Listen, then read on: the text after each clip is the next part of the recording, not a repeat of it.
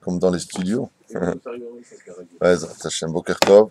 On est quel jour aujourd'hui? Mardi, hein, le 18 mars, bien entendu, et le Tetzaïn, le 16 du mois de Adar Bet, Bezrat Hashem. Ce soir, c'est le mariage de Sandrine, Bezrat Hashem, la femme de notre communauté, que je souhaite de monter sur la choupa et que je le mérite de marier, à qui on souhaite un grand Mazel Tov. J'aimerais aussi remercier ceux qui nous soutiennent par le biais de PayPal. Mon appareil bug, donc je ne peux pas voir les noms, sinon je sais qu'il y a eu un don de temps et de temps. Je ne veux pas, Chas Shalom, donner des sromim, c'est pas le but. Mais comme je ne peux pas voir les noms, je voulais leur dire simplement que je remercie de tout mon cœur pour le soutien qu'ils nous apportent ici à cet endroit qui est, comme le disent beaucoup de gens qu'on ne connaît pas et qui rentrent ici, il y a la Shrina dans cet endroit. C'est ce que disent pratiquement tous les gens qui rentrent ici, les rabbanim de Bnei Brak, de Yerushalayim. Ils disent Baruch Hashem, tu savais ça? Baruch Hashem, on a reçu une personne, Tamit Racham Gadol, qui est venu la semaine dernière, qui restait comme ça choqué, il a regardé autour de lui, il a dit ici la Shrina. Baruch Hashem. Top! Quand on travaille les Shem Shamaim, on ne peut attirer que de bonnes choses. Ici à Talishmaya. Sans plus tarder, aujourd'hui, nous allons faire un cours sur la paracha de la semaine, parachat Shmini, et on verra que Bezrat Hashem, malheureusement et heureusement, le malheur des uns font le bonheur des autres. Sans plus tarder, nos deux halakhot de la journée, et bien entendu, sans oublier, je dédie ce chiour pour remercier et pour leur donner du mérite à leur mazal de ceux qui nous soutiennent sur PayPal, même si je n'ai pas encore vu les noms, qu'ils me pardonnent.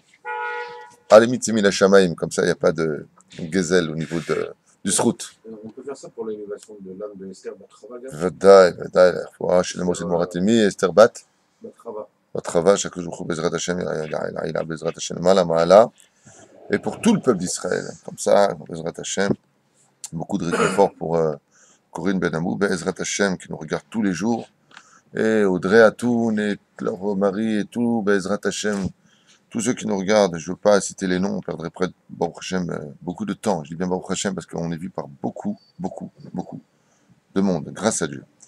Alors, Im Taba'at Rotetzet Aim, Slicha. Aim, il y a déjà une halakha ici que je n'ai pas vue. Kshesh Me'at Seva Al Yadav, Aim Zen Nechshav Chatitza, si une personne a un peu de couleur sur les mains, est-ce qu'on pourrait considérer, s'il a de la couleur sur les mains, par exemple, il n'a pas un appartement, donc il a de la couleur, il veut faire un Netilat Yadayim, il veut manger du pain, est-ce qu'on pourrait considérer ici qu'il a Chatitza, c'est-à-dire il a quelque chose qui Chotzetz Benehem, c'est-à-dire qui sépare l'eau des mains, parce qu'il faut que l'eau pénètre les mains. C'est-à-dire l'akpid, shibishat anetilat, lo y'a al yadav davar chotzetz. Il y a lieu de faire attention qu'il n'y a aucun intermédiaire entre l'eau et la main. Bediavad shenatalim davar chotzet, imu mi'ut veno makpid alav yesh lakel. Si maintenant ce qu'il a était tout petit et que de toute façon, Mimele, il n'est pas mahmir, c'est-à-dire que s'en fiche lui-même, n'est-ce pas quelque chose qui l'aurait dérangé, par exemple, c'est lui un rendez-vous à la banque, et qu'il aurait cette peinture, est-ce qu'il l'aurait enlevé absolument avant d'aller voir le banquier, ou est-ce qu'il l'aurait laissé? Si, dans ce cas précis, ce qu'il avait dans la main, il l'aurait laissé, il aurait tendu la main, il n'aurait pas eu de problème avec ça, et que c'est petit, on peut considérer que Bidi Avad, il a fait une Netilat comme il faut. Mais si il avait eu un rendez-vous important, et que là, il aurait enlevé la couleur, on aurait pu dire dans ce cas-là quoi? Aïm, parce qu'il aurait enlevé la couleur, est-ce qu'on aurait pu imaginer une fraction de seconde qu'à partir de ce moment-là, il aurait laissé sa couleur? Non. Ah, c'est important pour toi. Mashma, que pour Netilat Yadayim, c'est pas moins important, donc tu devras le retirer. Une fois de plus, on voit que l'homme est livré face à cette décision. Tov, Apadazot, Luya, Bematzavo, Shel Kol Adam, Shim, Osek, Bemtsaout, Shemitlachlech, Oto Tedir, Kemotseva, O, Sofer Stam, Enetzeve Zenershav. Il donne ici un autre exemple aussi. Il dit, ici maintenant, par exemple, ce qu'il fait lui, c'est peindre le bâtiment, ou alors qu'il écrit des mezuzot la journée ou des Sifrei Torah, il va avoir toujours ses mains dans la couleur, dans l'encre. Donc, pour lui, ça fait partie de ton métier. Il dit, ce n'est pas considéré comme étant chatzitza, ce qui fait qu'un peintre bâtiment peut tout à fait aller faire son netilat yadayim avec sa couleur sur les mains, si vraiment c'est son métier et que ça fait partie de sa vie au quotidien. C'est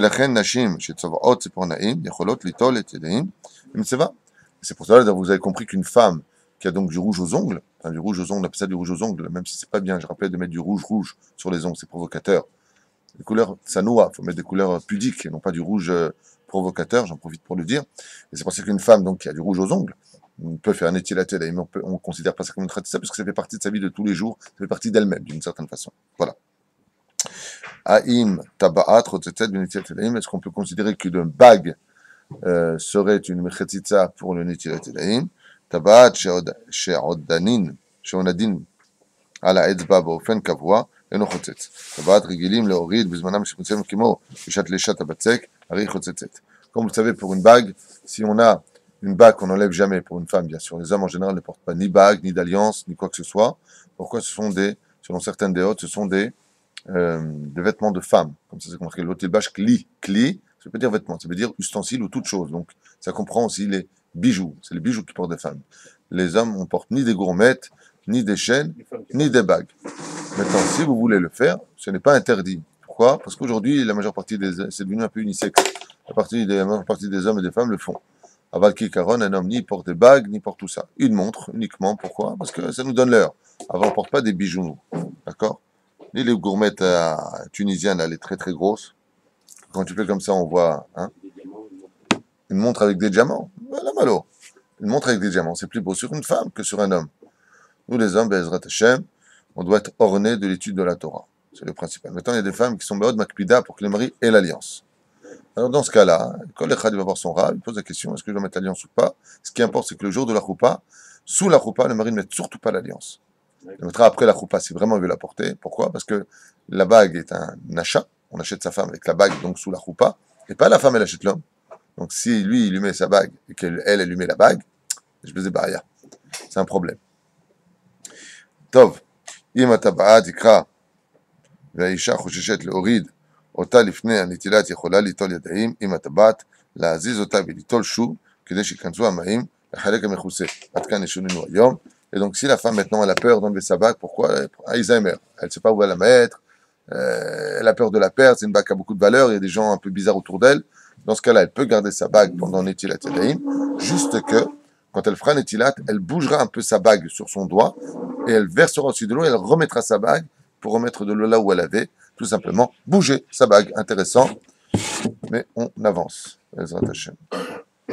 C'est quoi le. Je peux regarder si c'est branché, ça, j'ai pas l'impression que c'est branché. C'est branché. C'est branché? Bon, Hachem. C'est quoi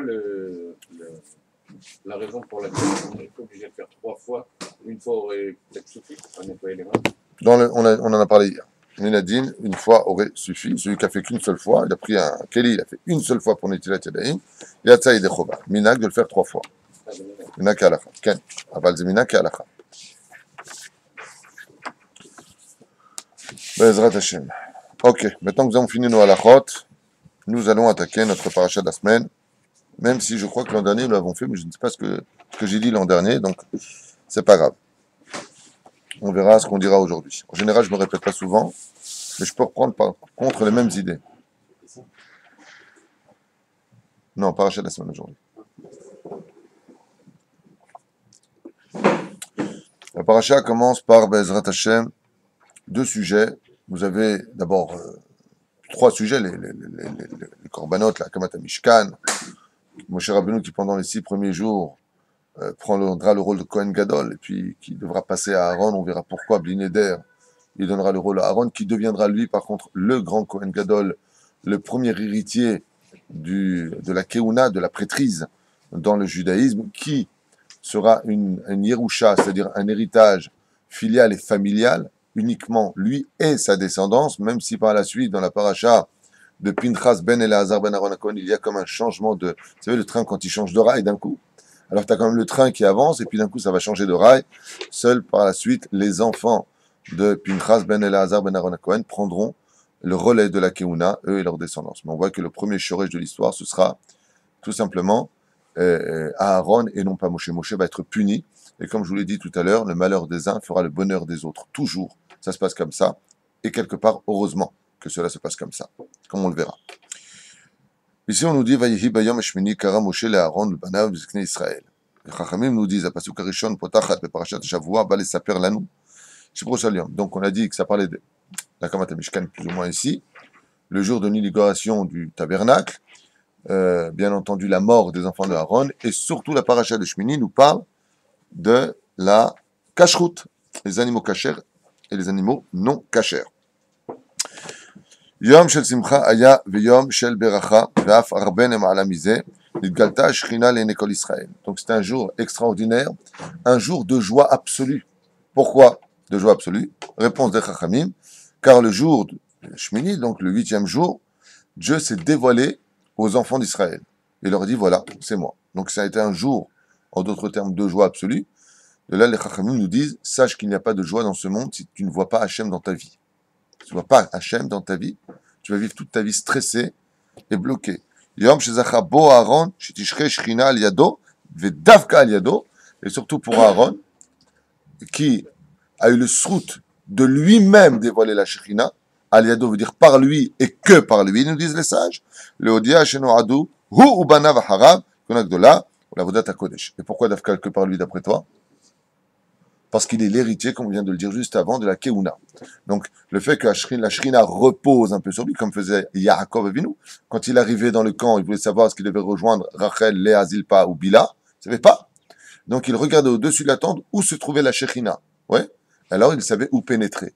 À partir du moment où Aaron a été élu le Kohen Gadol, afin que cela devienne indiscutable, eh bien, nous avons ici la Shekhinah qui a reposé sur lui, et c'est lui qui va dévoiler, comme on le verra encore en 2014 de l'ère vulgaire, quand la Shekhinah repose sur les mains du Kohen, qui nous fait la Birkat Kohanim dans les Bate Knesiot, on voit ici que c'est lui qui va dévoiler, entre guillemets, la Shekhinah, et dans ce cas-là, vous allez me poser la question, pourquoi on ne la voit pas?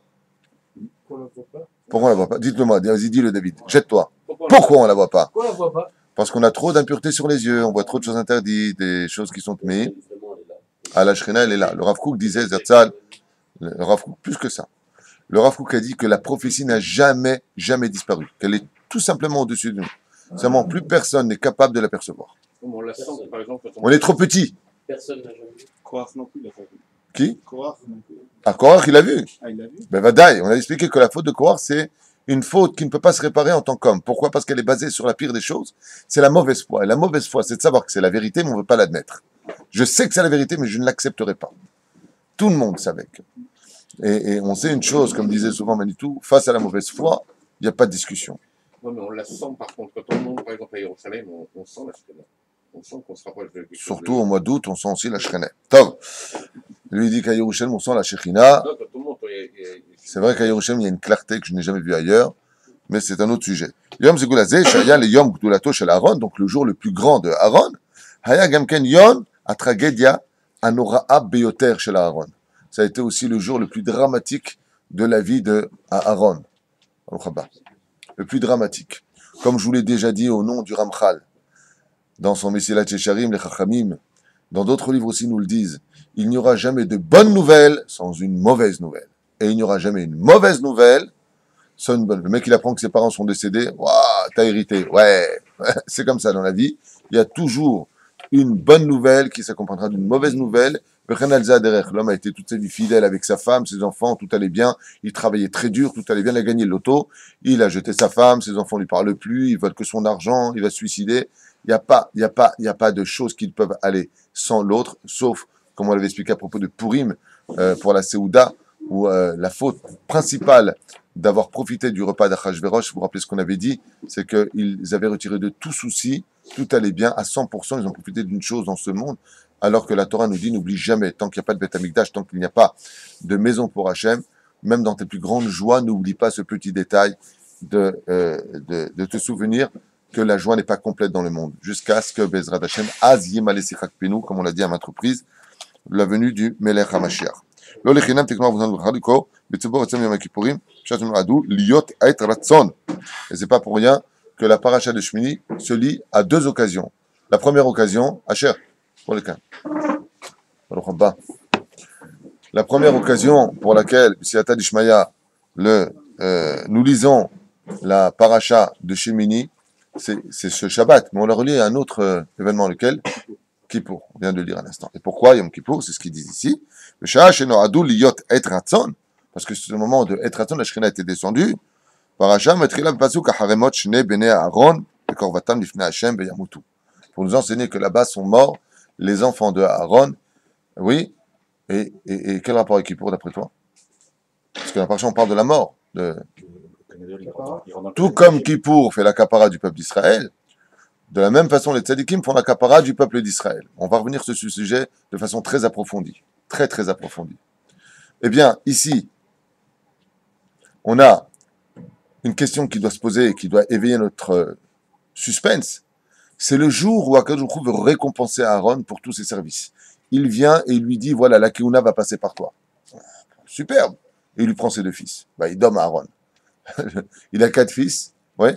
Nadav et Avihu. Éléazar et Itamar. Il lui prend 2 de ses fils, et pas n'importe lesquels, les 2 plus grands de tout le peuple d'Israël. Ramim nous disent qu'ils étaient tellement grands en Torah et en Kedusha qu'ils avaient même dépassé Moshe et Aaron. De qui on apprend ça? De Moshe.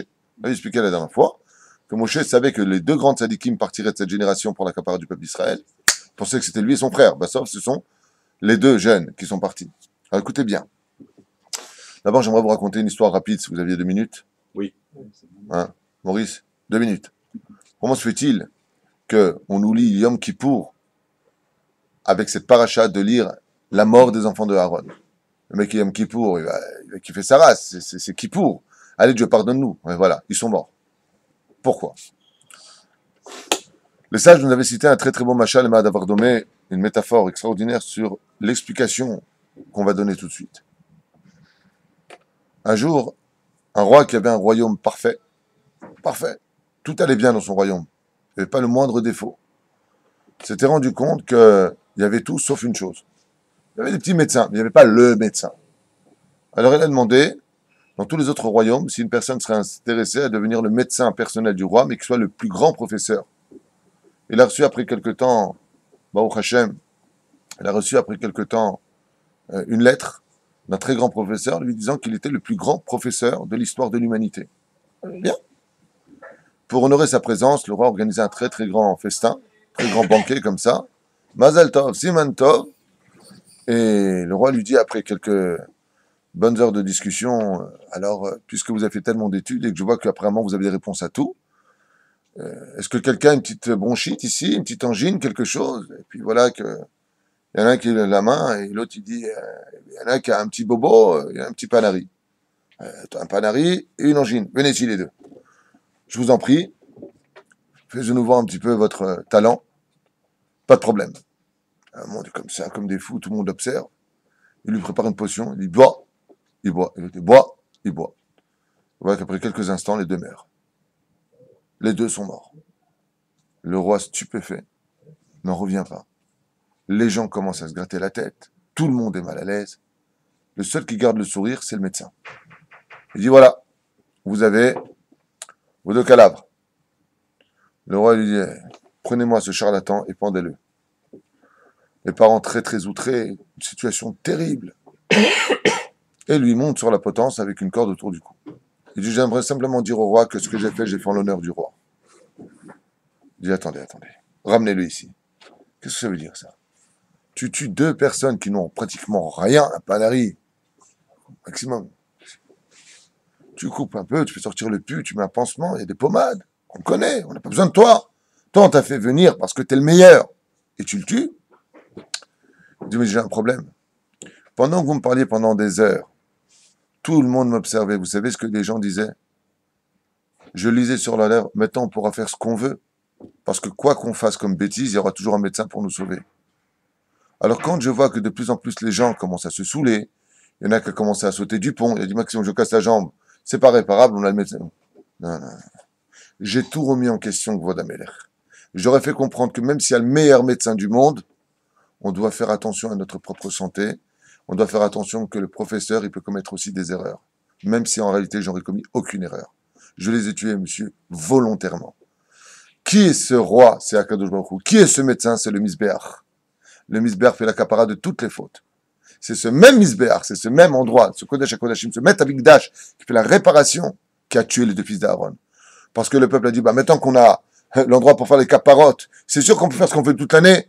Voilà pourquoi on est à Kippour.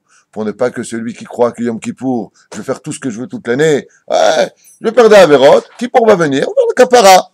Tu sais ce que tu lis à Kippour? La mort de 2 fils d'Aaron. Pour t'enseigner que Kippour aussi, il peut venir te donner une tannée au lieu de te sauver. Ne compte pas sur Kippour pour te sauver des Averot de l'année. De la même façon que ce qu'il a fait le médecin, il est venu, il les a tués volontairement dans cette paracha. C'est pour ça qu'à travers la joie de Aaron, c'est passé quelque chose de tragique, qui en réalité à créer le bonheur des uns pour les autres. On a marqué comme ça ici, Haïmot ben Aaron, ומרומם יעלו את זכרם והצטערו על מיתתם בשעת קריאת כראוי מובטח לו, כך אומרים רבותינו זכרם לברכה, מוריד דמעות על מיתתם שלא ימותו בניו וחייו. Et de là il dit aussi qu'un homme se doit de verser des larmes Bezrat Hashem de son vivant et prier toute sa vie que ses enfants ne partent jamais avant lui, que le seder du monde soit que les parents partent et que les enfants ensuite et que les petits-enfants qu'il y ait un seder et surtout pas le contraire. Amar Rav Shmuel bar Nachmani dans la Gemara. Kol shivat yamim haya Moshe Rabbeinu omed lifnei asneh she'eino uchal. Alors ici on pose la question, on dit dans ce cas-là, pourquoi si Aaron il a pris les 6 jours de l'inauguration, 7 jours plus exactement, de l'inauguration, il a pris 7 jours, pardon, Moshe Rabbeinu, où il a été le Kohen Gadol, le 8e jour c'est passé à Aaron. Il pose la question, il dit, c'est un autre sujet, excusez-moi, il dit, pourquoi est-ce que dans ce cas-là, Moshe Rabbeinu il a perdu sa keuna? Rav Nachmani il dit Kol Shivat Yamim, Aya Moshe Rabbeinu Omed, Lifnei Asneh, Ve'eino Uchal. Contre ces 7 jours-là, Moshe Rabbeinu s'est tenu devant le Sne, c'est-à-dire devant le buisson ardent qui ne se consumait pas. Aya Kadosh Baruch Hu mefatet Moshe Rabbeinu bedvarim lelech b'shlichuto leMitzrayim. Et pendant ces 7 jours-là, Dieu l'a convaincu, Moshe Rabbeinu, d'aller en Égypte pour sauver les enfants d'Israël. Gam itmol, gam mishimshom, gam me'az devarticha al abdecha. J'ai parlé avec toi et il n'y a rien qu'à changer. גם אתמול, יומיים, גם משלשום, 3 ימים, גם מאז, דבך. יום נוסף, והרי 6 ימים, וביום השביעי, le 7e jour, אמר למשה רבנו לקדוש ברוך הוא, שלח נא ביד תשלח. Il a dit quoi? T'as qu'à trouver un autre pigeon pour aller faire ce que tu demandes. Bon, Moshe Rabbeinu, c'est bizarre qu'il parle comme ça à Dieu. Shelach beyad tishlach. Envoie par une autre main que moi. D'accord? Pourquoi lui dit ça? En fait, Moshe Rabbeinu voulait sauver les enfants d'Israël. Moshe Rabbeinu, il voulait pas qu'on sortent les Juifs de la Galoute, Mitzrayim, pour les envoyer en Babylonie, en Perse, en Grèce ou à Édom, et pour finir à Ishmaël. Donc sa cause était honorable. Aval, malgré tout, il a répondu avec Chutzpah à Hachem, et Dieu lui dit, Amar la kadosh baruch hu chayecha, shani tzorera lecha, bechnafecha, ainu, eskor lecha et adevarim. Puisque tu as osé me répondre comme ça, lui dit Hachem, ne t'inquiète pas, la parole, c'est comme une balle qu'on lance en l'air, ça retombera tôt ou tard, et là, ça retombe pour Moshe. Moshe est persuadé qu'il est le Kohen Gadol, et Dieu lui dit stop, 7e jour, 7 contre 7, passe la keuna à ton frère. Amar Rabbi Levi, et Matai, parole que je vous recours, Kol Shiva Yemei HaChodesh Adar, Aya Moshe Rabbeinu Mevakesh B'Tfilah V'Tachanunim, Sheikanes l'Eretz Israël. Et on voit aussi un autre cas où Moshe Rabbeinu va payer, c'est que pendant les 7 jours qui précédaient à sa mort, la parasha de Vaïtranan, où là-bas, de Aleph Be'adar jusqu'au 7e jour du mois de Zaïn Be'adar où il est décédé, il a demandé à Kadosh Baruch Hu de rentrer en Israël. Tu ne passeras pas le Jourdain, pour lui faire payer son audace de lui avoir répondu le jour du Sne. Rabbi Chelbo nous dit il a pensé que c'était pour lui la keuna. Au bout du 7e jour, il dit non, c'est plus 7. Tu as dit Shelach beyat tishlach. Tu as dit envoie par quelqu'un d'autre. C'est ce que tu as dit. Alors pour Yoshua Binoun, c'est lui qui ira pour toi en Israël. Pour la Keuna, ce sera Aaron. Ce que tu as dit, je vais le faire. N'oubliez jamais qu'avec Hachem, c'est du taekwondo. Ce que tu veux utiliser dans tes arguments avec lui se retourneront toujours contre toi. Ne crois pas le battre. Ce que toi tu dis, ça se retourne contre toi. Il n'y a pas aussi un effet que quand Moshe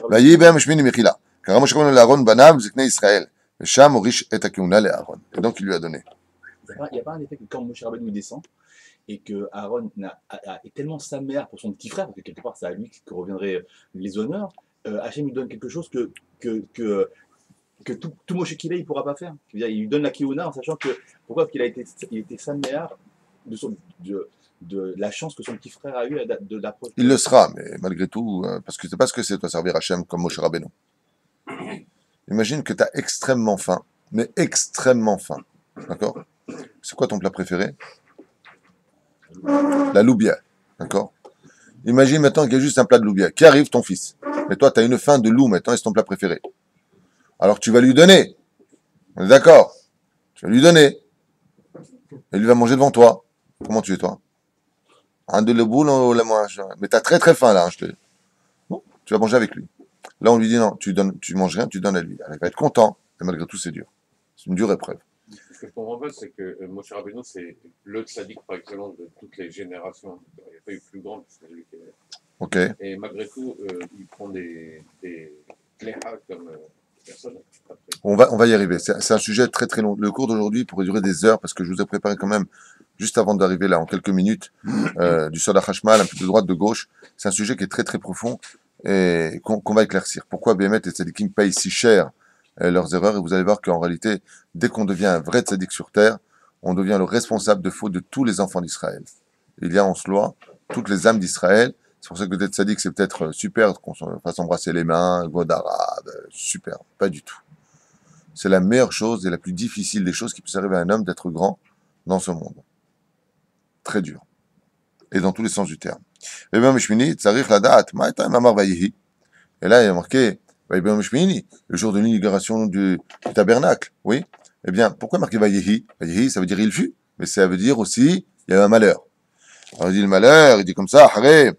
במסכת מגילה היא marqué là-bas, Rabbi Levi, דבר זה מסורה בידינו, מאנשי כנסת הגדולה, כל מקום שנאמר ויהי, on sait que ça veut dire un malheur. Il pose la question pourquoi, il dit ויהי בהם שני, וזהו יום פטירתם של נדב ואביהו, וזהו היה צערם של ישראל ומשה רבנו. Alors, maintenant,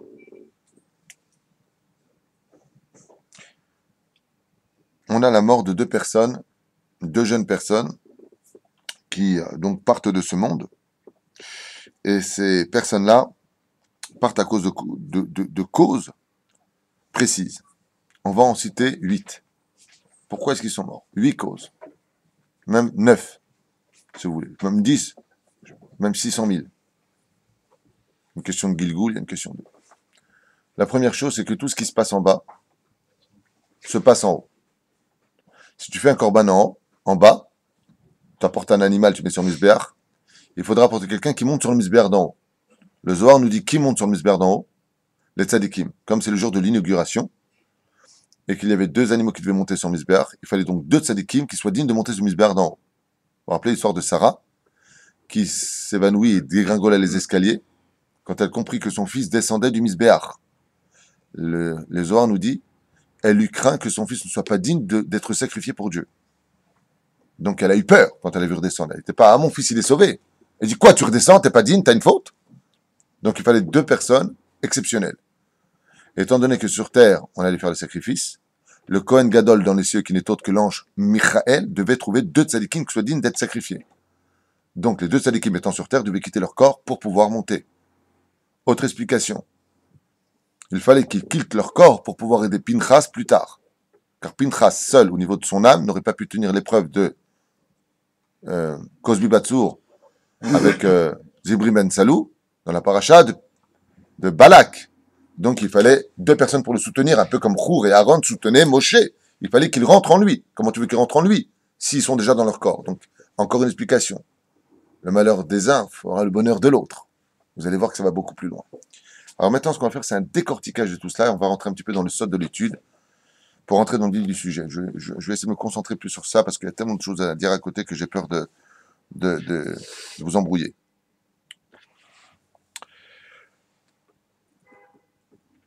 Rabbi Mani nous dit, parce qu'ils sont rentrés shtouye yain, parce qu'ils sont rentrés sous. Est-ce qu'on peut imaginer une fraction de seconde que 2 personnes rentrent saoules devant Hachem? Non. Non. On ne peut pas rentrer devant Hachem si on n'a pas la tête sur les épaules. Pourtant, le verset dans les Télim nous dit, Yain mesameach levavenosh. Le Rambam lui dit lui-même dans les Lichot Deot, bois toujours un shtikanon par jour. Ça fait du bien même pour le sang, c'est un renouvellement, mais pas plus. Hein. Pas shtikanon. Non! D'abord du vin, ça fait du bien au cœur. Est-ce qu'on doit servir Dieu dans la joie ou pas? Bo'u lefanav birnana, ivdu et Hashem besimcha. Bo'u lefanav birnana. Alors on donne les raisons, on va donner leur ta'am en même temps, l'expliquer avec votre permission. Alors pourquoi est-ce que pour eux, ce serait ici considéré comme étant une faute, d'après vous, s'ils ont bu un peu de vin, pour justement avoir le cœur heureux, sa mère? La raison est simple. C'est que devant Hachem, quand tu atteins un niveau très élevé, tu ne dois pas avoir besoin d'intermédiaire pour trouver la joie. Et c'est considéré, même si tu as bu shtouye yain, ça peut dire shtouye yain, ils étaient imbibés de vin, ils avaient bu du vin. Mais ils n'étaient pas rentrés saouls, pas du tout chas v'shalom. Ils étaient rentrés avec la quantité de vin nécessaire pour avoir le sourire devant le service divin. Et ça, à leur niveau à eux, c'est considéré comme une faute. Quoi, tu as besoin d'un intermédiaire pour servir Dieu dans la joie? Ça, pour eux, c'est une faute. Ch'touille yaïn. On avance, ça fait déjà 3 explications. Rechitzat yadaim beraglaim. Ils sont rentrés sans se purifier, ni les mains, ni les pieds. D'accord? Bien, Chomrim. Donc, ils sont entrés là-bas sans l'ablution. C'est-à-dire que si tu n'as pas, au niveau de tes mains et de tes pieds, pratiqué la halakha de comment servir Hachem, de là pour répondre aux gens, fais attention. Ne dis pas la Torah elle est dans mon cœur, la Torah elle est dans ma tête, t'inquiète pas, Dieu est dans mon cœur. Si tes pieds ne t'emmènent pas dans la halakha, al tikre alichot et la halachot, ne dis pas les lois, mais dis marche sur le chemin de la Torah. C'est comme le mec qui fait, il mange du pain, il dit merci Hachem, il mange. Il a fait la mitzvah? Non? Est-ce que c'est toujours un voleur? Ouais. Et l'intention, c'est ce qui compte. Oui. Mais l'intention ne compte que quand l'action, les mains et les pieds de l'homme sont purifiés pour accomplir ce que veut Dieu, comme on l'avait dit la dernière fois. C'est à travers le biais de la halakha que tu peux trouver ton créateur. J'insiste énormément sur cette nekuda. Tu ne peux pas être un serviteur de Dieu si tu ne connais pas la halakha. Il faut respecter la halakha et après penser. Mais ne pense pas avant d'avoir lu la halakha. Ils sont rentrés, et vous savez que les begadim, c'est-à-dire les vêtements que l'on portait, pour le Kohen Hedjot qui était au chiffre de 4, tandis que le Kohen Gadol au chiffre de 8, qui représente le monde futur, eux sont rentrés, et il leur manquait un vêtement. Chosrei et Megadim veut dire, il leur manquait un vêtement. Derrière nous, quel vêtement d'après toi? Le Meril. C'est-à-dire, ils sont rentrés sans le Meril. Ils sont rentrés sans le manteau. Et le manteau, lui, faisait une kapara. Parce que je vous rajoutais maintenant quelque chose, tout de suite, pour vous faire comprendre que le Me'il était important pour eux. À la limite, ce que je vais vous dire va peut-être vous choquer. Selon certaines opinions, s'ils étaient rentrés avec le Meril, c'est-à-dire le manteau que Kohen Gadol devait porter, ils auraient peut-être eu la vie sauve, malgré tout. Pourquoi? Parce qu'on leur aura reproché de faire du Lachon Hara et du Motzi Shemra sur Moshe et Aaron. Et là, c'est un sujet où on peut partir des heures. Ils ont commencé à dire, ouais, quand est-ce que vont mourir ces deux vieux pour qu'ils soient remplacés par des jeunes, en parlant de lui et de son frère. Donc ici, ils ont ouvert leur bouche du mauvais côté, même si c'était le Shem Shamaim.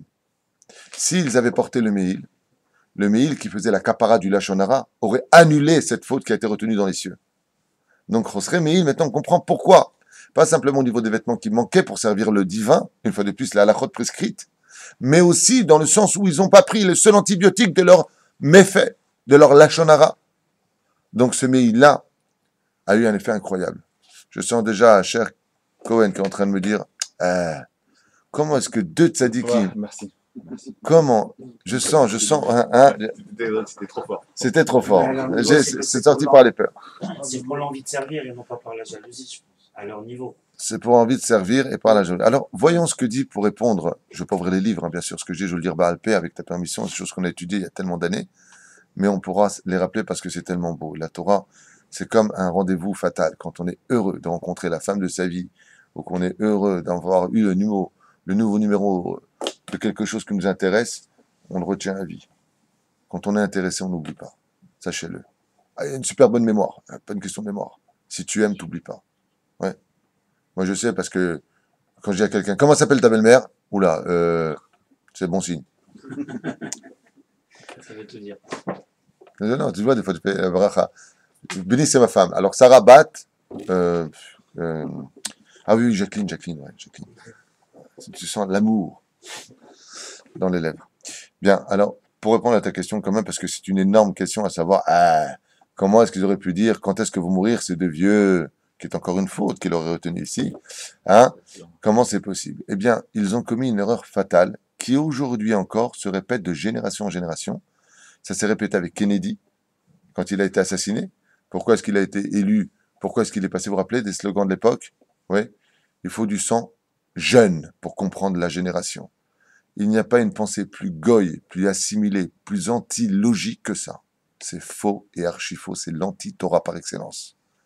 Et cette faute-là, eux, vont lancer les premiers de l'histoire juive. Les premiers à penser une chose pareille, ça va être justement Nadav et Avihu, avant Korach, qui vont dire ils sont des générations d'avant, ils ne comprennent pas. Aujourd'hui, il faut du sang neuf. Il faut des jeunes qui comprennent les jeunes. Non. Moshe Kibel Torah Misina Yumsara Yoshua. Tu ne peux pas avancer, toi, le jeune, dans ton avenir si tu n'as pas ton père qui l'a pris de son grand-père. Tu dois aller sur le chemin des grands. Regardez au-dessus de nos têtes, on a que des personnes des siècles précédents. Le Chida Kadosh, le Ben Ishraï, tous les grands de la Torah. Eux-mêmes ne peuvent pas exister dans ce qu'ils nous ont dit ces rabbins aujourd'hui, comme Rabbi Meir Abou Hatzera, tous les grands, David Abou Hatzera, tous les grands de la Torah, s'ils n'ont pas de référence des anciens. Et eux vont être les premiers, dit Rabbi Yehuda Tzadka, à lancer une mode strictement interdite qui ne nous appartient pas. C'est-à-dire quoi? Qui doit être le chef du peuple juif le plus ancien? Parce que lui va acquérir tellement d'expérience qu'il sera encore guidé comme la Torah. Car la Torah ne se vit dans sa vie que dans l'ancienneté. C'est pour ça que tous les débuts du renouvellement de l'histoire du juif, on reprend le livre de Bereshit qui est le quoi? Le commencement le plus ancien de l'histoire.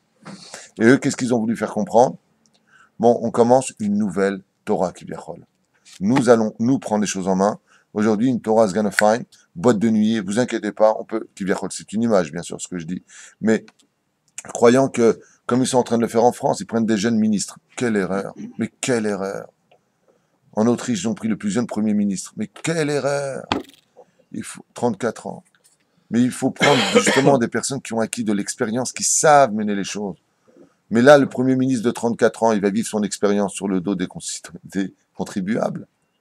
Ah ben je savais pas, bah écoutez, je n'ai que 34 ans, l'excuse sera présente. C'est ça que dit Rabbi Yehuda Tzadka. Et c'est pour ça que cette génération va très très mal aujourd'hui dans l'éducation. Pourquoi?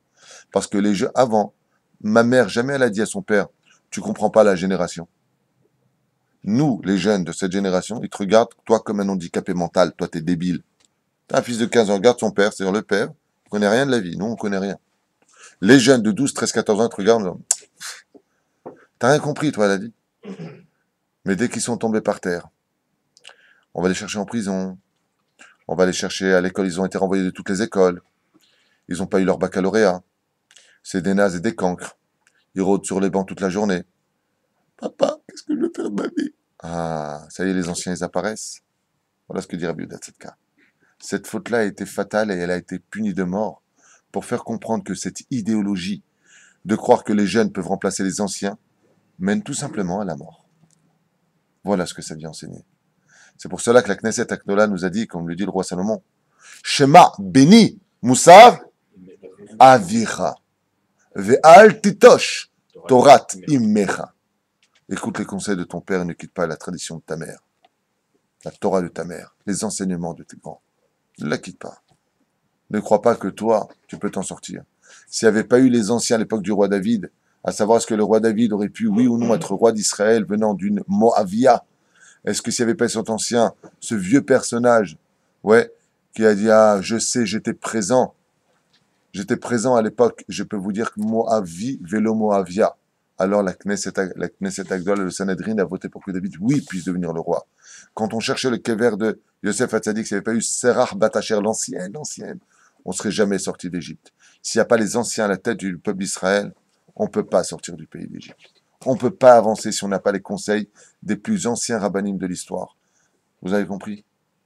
La preuve en est, quand ça va très très mal dans la vie, quand on va avoir un grand Mekoubal, on voudrait qu'il soit âgé ou qu'il soit tout jeune, 20 ans. Âgé. Pourquoi âgé? Il a de l'expérience. Parce que tu sais qu'il a de l'expérience aujourd'hui. Il a essayé déjà toutes les égoulottes, donc tu ne seras pas son cobaye. Et voilà pourquoi eux sont devenus les cobayes de leur propre expérience. Voilà ce que dit Rabbi Yehuda Tzadka dans ce livre Kol Yehuda à propos de... Ils ont dit quand est-ce que vont mourir ces deux vieux? Que nous, les jeunes, on prenne la place. Laisse la place des vieux à leur place parce qu'ils sont la lumière de ton avenir, toi le jeune. C'est pour cela qu'il y a deux façons d'appeler un homme intelligent en hébreu. Zaken et Chacham. Kana Zikna.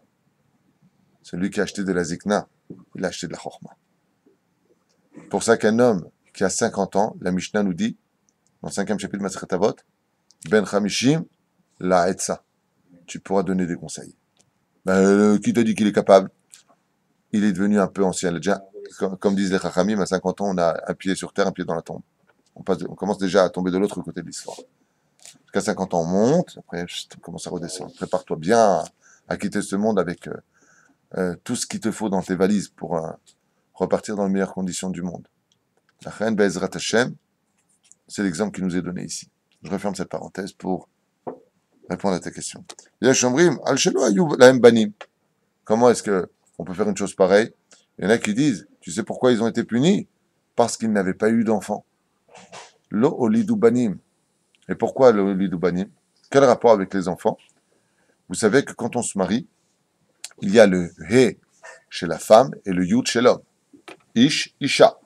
Comme c'est marqué dans Yevamot. Ouais. Et le vav et le he, il est où? Il est dans la ktuba. Ktav.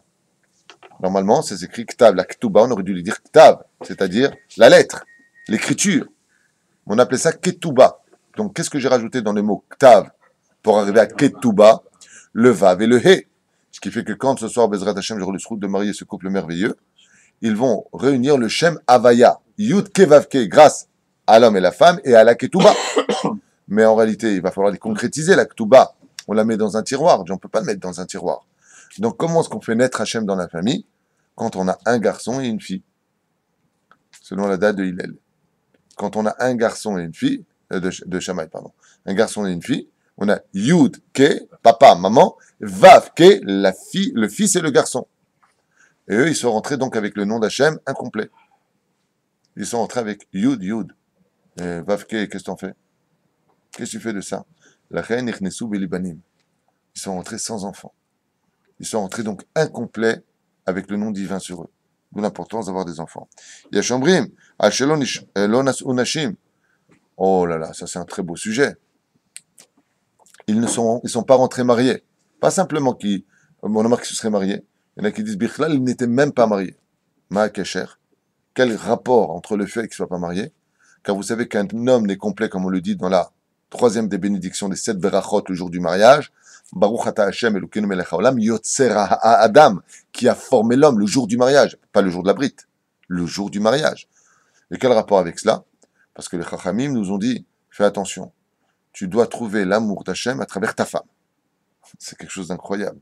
Mais le couloir qui mène l'homme à rencontrer Hachem sur le misbéach, sur le feu, c'est son épouse. Comme on dit une femme en hébreu, Isha. Ça s'écrit comment? Aleph, Shin, He. Divisé seulement en deux, Esh, Hachem. Feu divin. Comme ils n'ont pas aimé leur femme parce qu'ils n'en avaient pas, ils n'ont pas pu trouver Hachem. C'est pour cela qu'un homme ne peut être appelé rabbi dans ce monde. C'est-à-dire, il a en lui le titre de rabbi aussi que quand, ou rab, que quand il est marié. Sinon, Elisha ben Abouya, ben Azaï, ben Zoma. Le titre, il est où? Rav. Il n'était pas marié. Donc, incomplet. On avance. V'yesh omrim, al shiro alacha bifnei Moshe. Tout celui qui dit une alacha devant son rab, il est chayav mita, il est mis à mort. On n'a pas le droit d'enseigner une alacha devant son rab. Verim brourim, des choses simples. V'yesh omrim al shayum alchim, ve'omrim, ce que je vous ai dit tout à l'heure, matin moutush ne azakenim alalou, Moshe ve'Aaron, ve'ani ve'ata, noagim srara ala tzibour. C'est nous qui allons diriger le tzibour, nous nirfif, pas comme eux.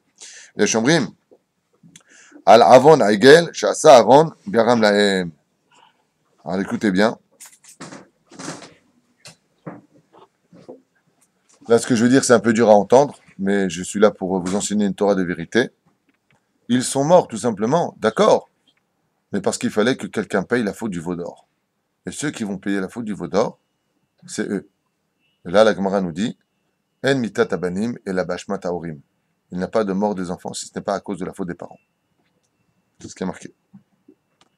D'où est-ce qu'on le voit? Esh Zara. Maintenant, dans le mot un feu étranger est sorti. Esh, ça s'écrit comment? Aleph Shin.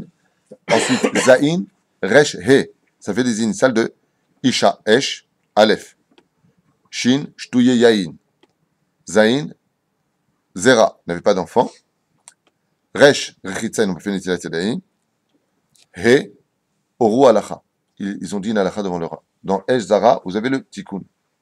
Oui, c'est clair jusque-là? Mais, les Shomrim, comme ça, il dit,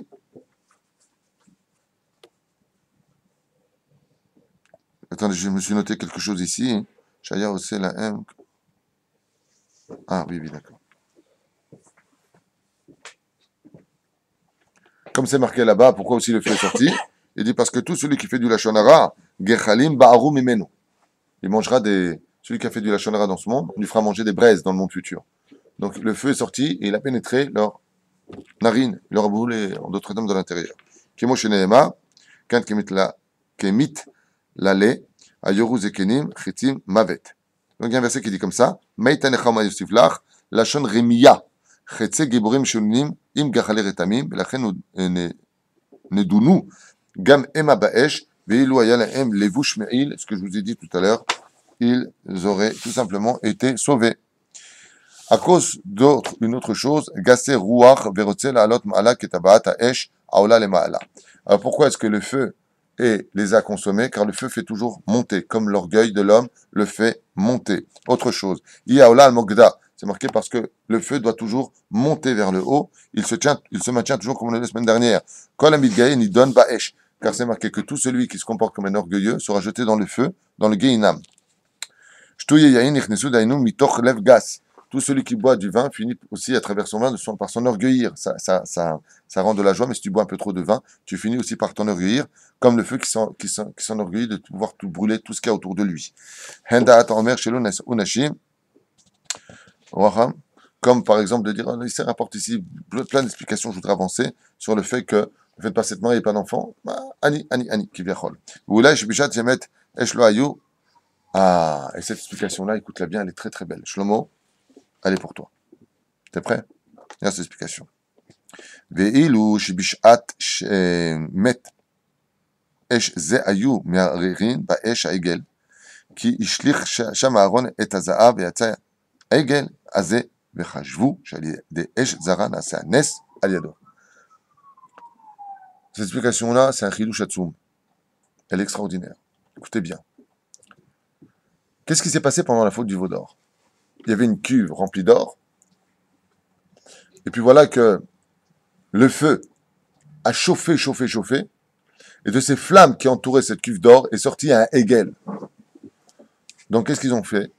Ils ont cru que ce feu étranger avait fait le hegel. Parce qu'il est sorti de lui-même, et non pas le tasse. Le fait qu'il ait jeté l'écriture, vous savez, la plaquette avec l'écriture, Aléchor. D'accord? Il pensait que c'est le feu étranger qui avait fait un nes. La reine Ba'esh Zara l'Anishotam. Ce sera ce même feu étranger qui viendra les punir. Mida, Keneged Mida, le batla. C'est fait méod. Hashem Yedam Arshavot Libam. Esh Zara Ema Mekribin Mefanav. Danam Ba'esh Kederesh Neemar. Wa Yisrof Oto Ba'esh. Et comment il a été détruit le veau d'or? Il a été jeté dans le feu. Entre le veau d'or qui a été jeté dans le feu viendra pénétrer aussi Nadav et Avihu. Zaïnian. Alors, bien sûr, maintenant on va passer à l'autre livre. Je vous ai dit tout à l'heure que le malheur de l'un faisait toujours le bonheur de l'autre. Quel rapport avec les tzadikim, les pauvres? Combien on se doit d'honorer nos tzadikim, de les aider, de les respecter? Pourquoi? Parce qu'ils portent sur eux le fardeau du peuple d'Israël. Ce seront eux les premiers qui viendront payer. Alors écoutez bien ce qu'il enseigne ici, une partie du Zohar, une partie des Chachamim, c'est un mélange de Gemara, de Zohar, et de Midrashim, et de Gemara. C'est marqué aussi Souka ici. Il est marqué comme ça, Mitat Tzadikim, à propos de la mort des Tzadikim, Shish Kula Genet Tzadikim, Srifa Bet Elokenu. Quand on marqué dans Rosh Hashanah, à la page 118, à Moudbet, il est marqué là-bas, quand un Tzadik meurt, c'est comme si que le temple avait été une fois de plus brûlé. Donc on comprendra ici que les Tzadikim sont comparés au Bet Amikdash. Qu'est-ce qu'un tzaddik? C'est un Bet Amikdash de par lui-même. Oui, vous avez compris ça. Donc vous avez facilement compris maintenant pourquoi Rabban Yochanan ben Zakkai, quand est venu le Kessar, vous savez, l'empereur, qui n'était pas empereur, qui était centurion à l'époque, ou gouverneur, quand il est sorti, qu'est-ce qu'il lui a dit Rabbi Yochanan? Non, c'est pas ça que je veux dire. D'abord, c'est pas, ça c'est Irmiyahu, c'est autre chose, on comprend pas tout. Non. Qu'est-ce qu'il lui a dit? Gloire à l'empereur! Vive l'empereur! Là, tu dis, t'es malade ou quoi? Qu'est-ce que t'es en train de me dire? Vive l'empereur! Je suis pas empereur! Il lui a dit, vive l'empereur! Il dit, arrête ou je te... Au même moment, arrive un cavalier qui surgit du fond de la nuit, avec son parchemin. Vive l'empereur! Vive l'empereur! Vive l'empereur! Qu'est-ce qu'il y a? Le Sénat vient de te nommer après la mort de l'empereur, fut le nouveau empereur de Rome. Il lui dit, oh punaise! Bon fond de l'humanité. Crénom du Dieu. Incroyable. Il dit, le juif, viens ici. Tu peux demander 3 choses, je te les accorderai. Vous savez ce qu'il a demandé à un médecin pour Rabbi Tzadok, Yavne et la vie des Chachamim. On lui laisse étudier la Torah. Il pose une question, il dit, mais je comprends pas. Pourquoi il n'a pas demandé qu'il détruise pas le temple? Premièrement, comme il savait que c'était un décret divin, il n'aurait pas pu l'annuler. Et deuxièmement, pourquoi il n'a pas demandé qu'on détruise le temple? Parce que, pour la raison que je viens de vous dire, un tzaddik dans cette génération, il est à lui tout seul le temple. Donc si il avait demandé que le temple ne soit pas détruit, qui serait mort? Les tzaddikim. Mais le temple, il n'enseigne pas la Torah. Mais les tzaddikim, eux, ils enseignent la Torah. Donc, en contrepartie de la faute des enfants d'Israël, quand le peuple d'Israël faute énormément, ici, je ne veux pas vous lire mot à mot, ce serait dommage, mais sachez qu'il y a lieu de vraiment s'inquiéter. Dieu nous amène les hyènes autour de nous, les mauvaises choses, les animaux nuisibles. Vous avez compris de quoi je parle, de qui je parle? Ouais. Pas besoin de dire que je parle de... La reine, il va falloir frapper quelque chose. Dieu, il a frappé les pierres, il a frappé le bois du Beth Amikdash, qui vont former l'entité du Beth Amikdash. Mais l'âme, il va la laisser vivre. C'est pour ça que jusqu'à aujourd'hui, on prie vers l'âme du Beth Amikdash, qui est la Shrina. Elle est toujours là-bas. Mais la matière a disparu. Donc, depuis qu'il n'y a plus de temple, Dieu va frapper quoi? La matérialité. Donc, il va frapper les corps des tzadikim, et l'âme vivra toujours. Elle va monter prier. Donc, qui vient payer pour la faute des autres? Que les tzadikim. Tout comme le temple est venu faire ta kapara le jour de Tisha B'Av, au lieu que ce soit toi qui sois détruit, peuple d'Israël, ce sera la pierre. Et heureusement que ça a été la pierre. Maintenant qu'il n'y a plus de Beth Amikdash, alors il va falloir prendre très très soin.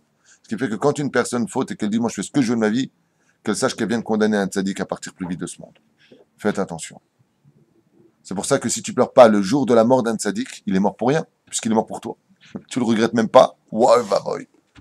Non seulement tu as fauté, c'est toi qui l'as tué, mais en plus de cela, il est mort pour rien, parce que tu regrettes même pas. T'as pas fait de tchouva. Vous avez compris?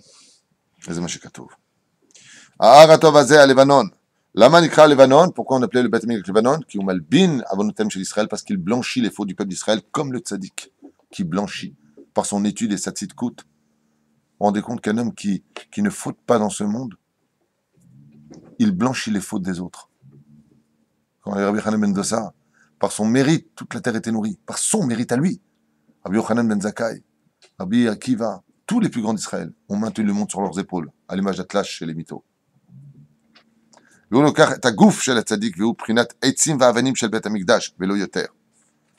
là, vous allez voir que chaque fois donc qu'un tzaddik part, qu'est-ce qui se passe? Imaginez maintenant qu'on descende un peuple entier sous une grande, grande pression.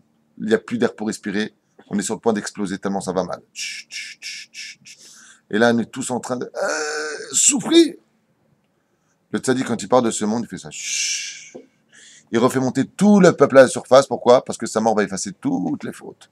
Le tzaddik, il va prendre, le jour de sa mort, toute la verre du peuple d'Israël. Il va les briser dans ses mains. Il va dire à Dieu, ouais, tu m'as pris, efface tout. Quand tu es mort, le Rav Shach, il a pris toutes les fautes avec lui. Le Rav Ovadia Yosef, le Rav Mordechai Eliyahu. Ils ont pris à chaque fois toutes. Ils ont renouvelé l'histoire du peuple à chaque fois qu'ils sont partis de ce monde. Nadav et Avihu vont renouveler l'histoire du peuple d'Israël après la faute du veau d'or. Donc ils sont partis avec la faute du veau d'or. Est-ce que dans l'histoire c'est toujours comme ça? Est-ce qu'on pourrait voir dans la Torah des exemples concrets, d'après vous, où le malheur de l'un fera le bonheur de l'autre? Alors je vous ai fait une petite liste. On va prendre 6 exemples rapides dans la Torah elle-même. Vous êtes prêts? Oui. Vous êtes prêts? Ouais. Vous êtes morts. Allez. Pour ceux qui nous regardent, vous pouvez participer, vous mettez pause et vous essayez de répondre, et après vous entendrez la réponse. Quand Abraham est mort, donc c'est un malheur, un grand tzaddik, ça fait le bonheur de qui? Non. Fausse réponse. T'as pas bugué en plus. Non. Il dit comme ça, écoutez bien.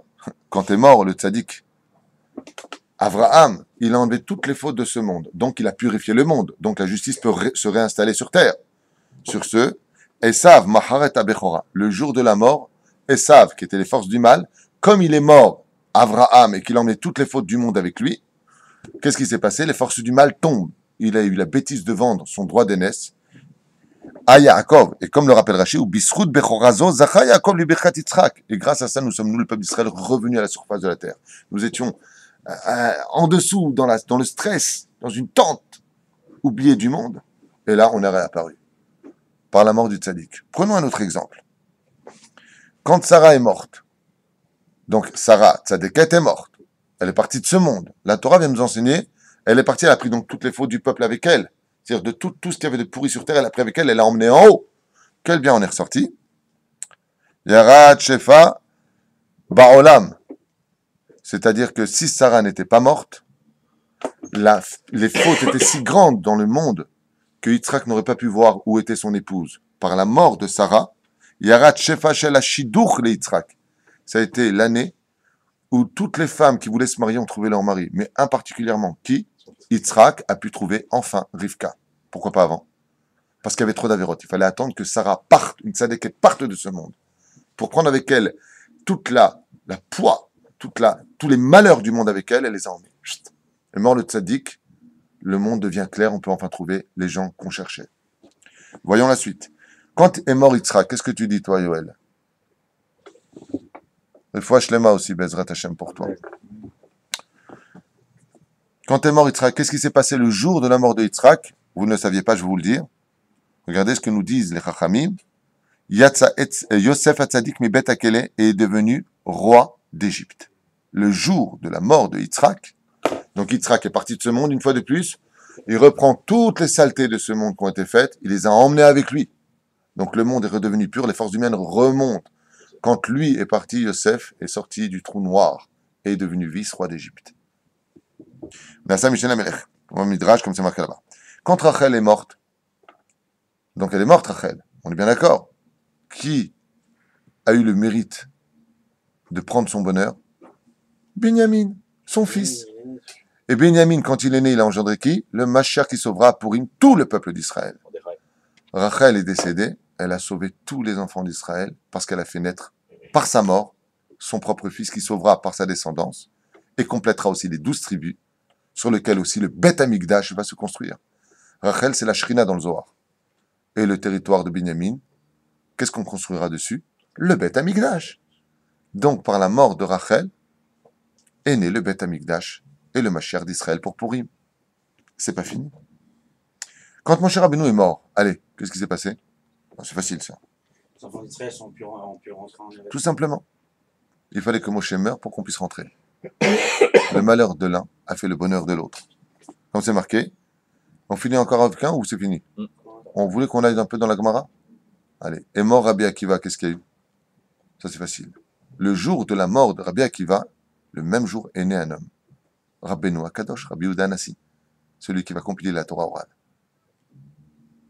Quand se couche un soleil, se lève toujours un autre soleil. Mais il va falloir qu'en réalité comprendre que le malheur de l'un fait le bonheur de l'autre, c'est pas tout à fait juste. Le bonheur de l'un d'avoir nettoyé le monde pourra permettre à l'autre de venir dans la propreté. C'est pour cela qu'on se donnera de faire très attention de lire cette paracha de Shmini, de comprendre que jusqu'à aujourd'hui, la mort de Nadav et Avihu, quand on lit la Torah, elle vient nous nettoyer, alors que ça a eu lieu il y a 3800 ans aujourd'hui, à peu près, 3600 ans. Ça viendra encore nous nettoyer aujourd'hui, tout comme à Kippour, quand on le lit à la Torah, c'est capable de nous laver de toutes nos fautes, des 364 jours qui ont précédé ce Yom Kippour, qui arrivera les Tova V'Lifracha. C'est ça la force du tzaddik. C'est pour cela que dans l'absolu, il n'y a pas de vrai malheur. Il y a simplement le Vayehi. Vayehi, je vous expliquais pourquoi Ve'aya, c'est un bonheur, Vayehi, c'est pas un bonheur. Parce que Vaya, c'est les tétragrammes dans l'ordre, tandis que Vayehi, c'est le tétragramme dans le désordre. Quand un tzaddik meurt, c'est parce qu'il y a eu du désordre sur terre. Mais après le désordre, vient toujours le bonheur. Chazak Baruch.